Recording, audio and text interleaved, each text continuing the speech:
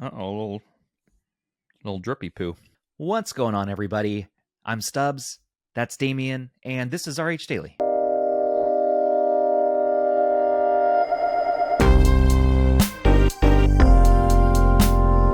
Okay, and in today's number one thing, look what we have. The anbernic RG353V has an engineering sample here.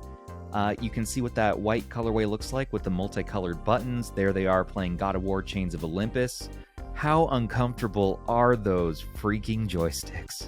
Probably fairly decently uncomfortable.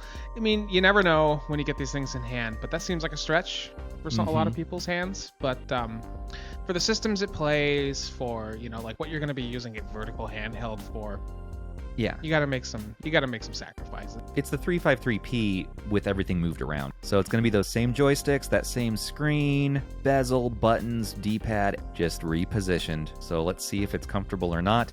Also here they're showing off Shredder's Revenge. Do you think this is streaming or is this running natively on the device? I want to know. It looks fun. All right, other stuff. Russ from Retro Game Core is showing off here that EmuDeck, the Steam Deck emulation software, is now available as a beta for the Win600. That's really cool. So you can load up with your favorite emulators that you want, configure retro achievements, and Russ shows off a great guide of how to set this up, and he does some testing here. All right, other stuff. retrotechdad is showing off what the miyoo P60 might do. So here he has a P60 in a phone. He shows off how it compares against the RP3, and he does some benchmarks. It's interesting to note here, too, that actually the RP3 wins in single-core, but fails in the multi-core. So that's good to note. The P60 probably isn't game-changing. It's probably not life-changing for you to get if you already have your RP3. A little bit of GameCube emulation with Wind Waker, and, of course, God of War. So here's where we see both devices struggle. And we got Outrun. You were waiting. You saw it. I've never played this one. Do you like the Outrun for PSP? Yeah, I mean, it's almost the exact same game as the PS2. It just runs with 30 FPS, and it's missing a few, like maps and stuff like that. But if you just want to sit down and play, it's the exact same game. It looks pretty chill. We just need it. There's my shill mug. Need it to exist. Damien brought this one to our attention today. So now we're getting into the tiny TV territory. We're just diving headfirst into it. And here's another tiny TV that doesn't have friends on it. So this is made by Tiny Circuits, same company that made the little $20 thummy, micro console, or what's $20, $30 handheld. Right. That came out here this year. They've started a new project here, so same idea of the tiny TV. Now they previously had something kind of similar to this. It was kind of a build-your-own kit, so it's going to be reprogrammable. There's going to be instructions and software, so you can put whatever video you'd like into this. And I believe that everything they have right now is just like 3D printed, proof of concept cases. But they're talking about pre-registering, so you can get on the start backing it. $29. $29 is just enough to have me interested in some little tiny television that I can have on my desk. Well, it's $1 cheaper than the Friends TV, and this can watch other shows besides Friends Season 4. Right. So probably uses a micro SD card. And it probably, you can get your own stuff. Look how cute that is. The files are inside the TV. Oh, man. I'm old. All right, other stuff. PPSSPP 1.13.2 is out right now on the Google Play Store. So it's been a while since they had an update, so this is great that the team is still at it. And, of course, buy the PPSSPP Gold to support it. If you didn't know, there is no difference between the two versions, except for the Gold is not as widely supported. It's just there if you want to support the dev. So pick it up, download it. Let's see what's new on that one. Now, in other things, Hori officially announces a Switch SplitPad compact Western release. It's something between the actual small Switch controllers and those big old Hori, grips that hang off the side. It's right. Between. Yeah, and it has. Look at this. It has that M1, M2 function buttons in the back. And the shady yellow is like the Logitech GRU6. So I guess that's the next hot color coming on the market. So officially licensed by Nintendo, Hori has created a new set of comfort Joy-Cons to follow up their SplitPad Pro controllers. Compact controllers seem designed to find the middle ground between that chunky and comfortable Pro, while attempting to slim down closer to the small profile original Joy-Cons.